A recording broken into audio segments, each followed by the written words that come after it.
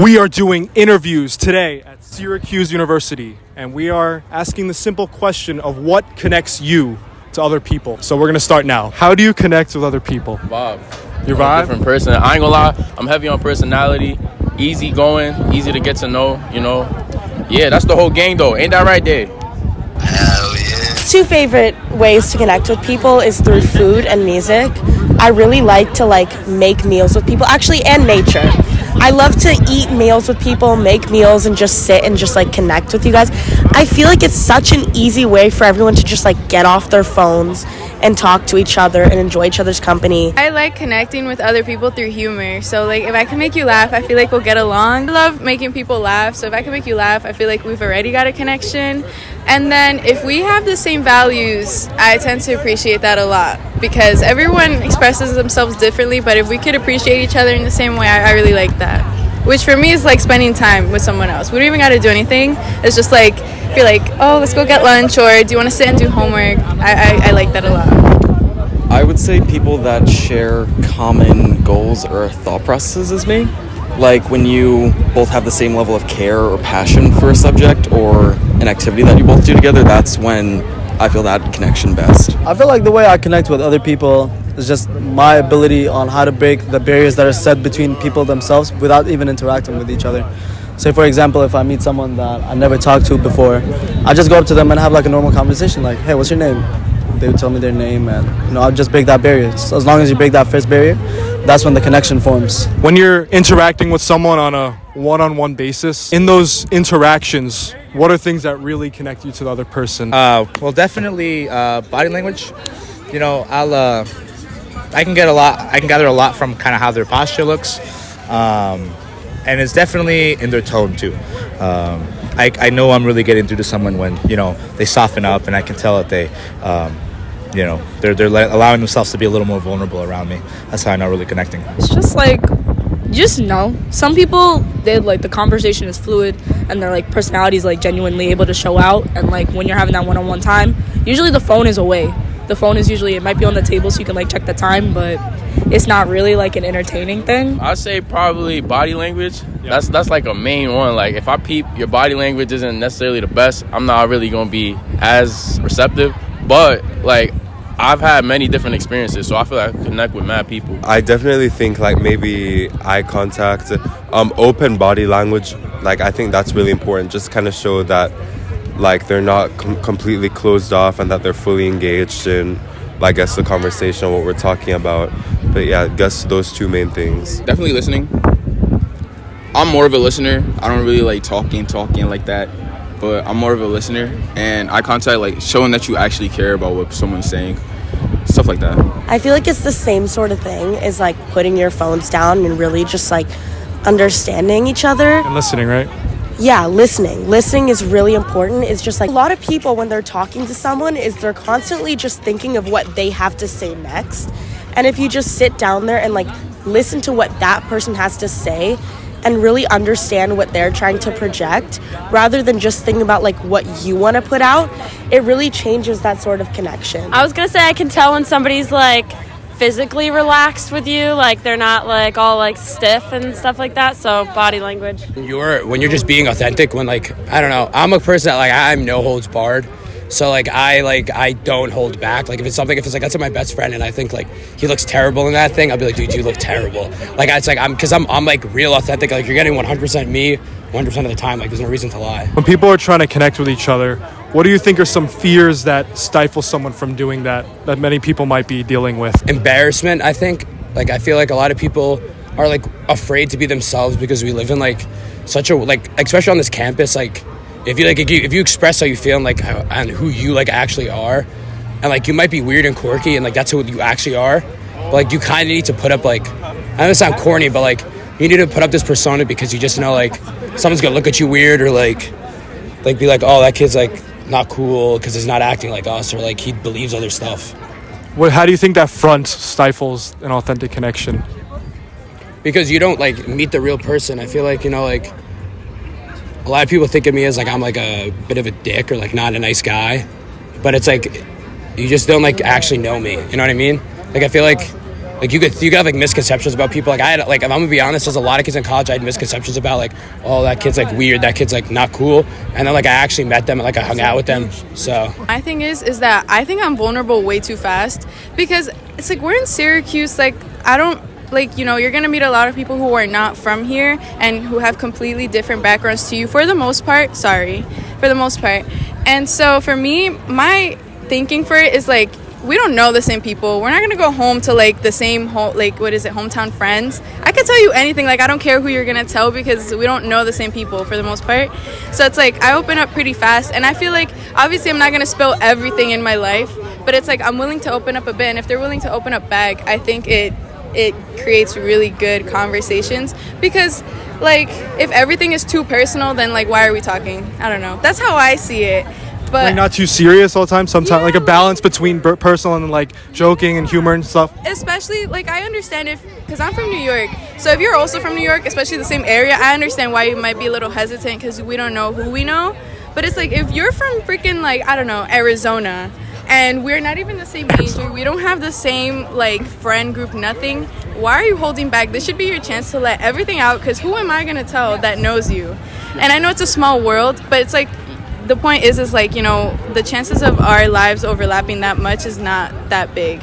And also it's just how we connect. Like I'm not going to tell anyone. I'm not a bad person, especially if it's like mad private. So I think people get scared of what people think of them and how they're perceived, and that keeps them from perceiving other people. Is like, if you're always scared of like, this person's not going to like me, or this person's going to understand me, it's like, who cares? Like, if you work to understand that other person and just be your authentic self, it makes things so much easier, rather than like always being fearful of not being heard.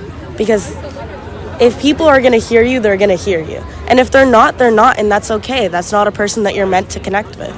The big thing of my philosophy is it takes a strong person to be vulnerable, because a vulnerable person allows himself to trust, and that's really important in connecting with someone, because without vulnerability you're not allowing them access to those core aspects that make you, and if I can't connect with, or if I can't talk to someone at their very core, I'm not connecting with something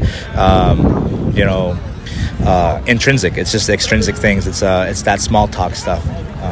There's no real connection there. But when I can really, get in there and into the core of things and the core of a person's personality, I feel like I can make a much better connection. What is your relationship with listening, and what does it mean to you? You get to hear someone just be genuinely like authentic with themselves and like their personality and their honest feelings. Yeah. So instead of just talking, just like actually like focusing on those little details, because sometimes those little details make the best gifts, for real. Listening means seeing a situation from a different perspective, or just experiencing a new situation in general.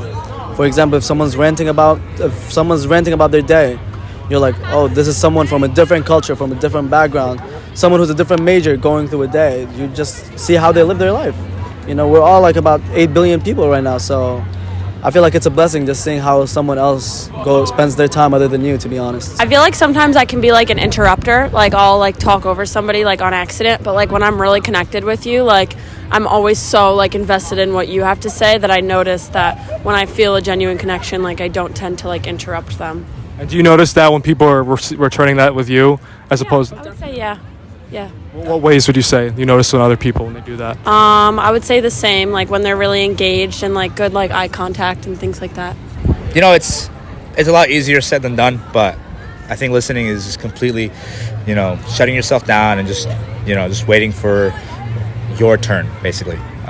Just completely disregarding whatever thoughts come up. It's very easy to interject on accident, but just suppressing those personal thoughts and really just letting what other person says flow, and you let them get to their point, and at the end then you can give your opinions and whatnot, but just letting them free flow until that time. For someone who is a little more stifled, more shy, hesitant to expressively like show themselves, what do you think something that they can do to move towards that, in that direction? I would say take risks, and it can be little things. It doesn't have to be, I'm not saying wrap a cord around yourself and jump off a building and see if you survive. just take little risks, those little day-to-day, tasks that come up. There's always something that you can risk, and in a healthy way. And I think once you build a certain tolerance to that risk-taking, you get a certain kind of strength to it, and it helps you a lot with vulnerability, because that's all it is. Being vulnerable is just a big risk when it comes down to the truth of it. And it's important to remember that. Listening is a really important thing. And again, like I said, it's just like, try not to be fearful of what people think of you. Because like, I used to be really scared of what people thought of me. I used to be very shy. But I just like, affirmations are so important to me. Is like, every time you find yourself having a thought that's like holding you back, or that's like keeping you from connecting because of fear, is just remind yourself, is like, I want to have authentic connections. I have authentic connections. Act like you already have it if you want to have it. I already have authentic connections. I don't care what people think of me. I listen to people rather than thinking of what I want to say next. It's just like, every time you have stifling thoughts, just like bring that back and just keep reminding yourself those affirmations. I think it just takes practice. Not everyone is like is used to opening up to people, especially like depends on how their experience with friendships are. Like if they're not used to opening up, they're not going to do it right away, and that's fine. But I think trying is worth it. So it's like, for example, if they invite you somewhere, go. Like if you're not used to hanging out with someone and you want to get used to being more social, like just show up. And it's like, you don't have to talk a lot the first time, but as you keep showing up and you keep hanging out and keep surrounding yourself with people like that, you'll see that you start opening up more and more. Because I wasn't like this. I used to be mad shy. Like, I'm a junior. If you met me freshman year, I mean, you probably wouldn't have, because I never came out of my room. And when I did come out of my room, I did not talk to a soul. Like, it just takes time. And those are the interviews. I think the main thing I'm getting from this right now is that people really have a wide variety of different perspectives on things. I mean, that's something we often say, but really just talking to people one-on-one and seeing completely different life paths just kind of manifesting in a single interview. It shows that we all have different perspectives on vulnerability and connecting with other people. For me, what I'm working with is that in particular.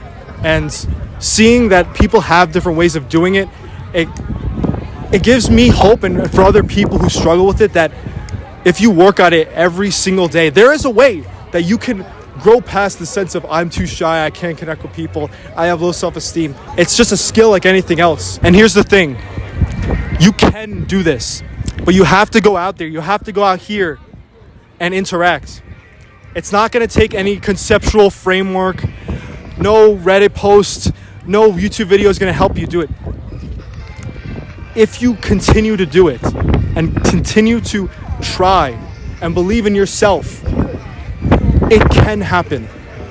And it sounds corny to say it, but like, I know that all of you doing it, you watching this at your computer, you can do this too. You absolutely can. But you must trust yourself and believe in yourself to do it yourself. So those are the interviews. I hope you enjoyed and got value out of this video. With great power and great responsibility, always, Joe.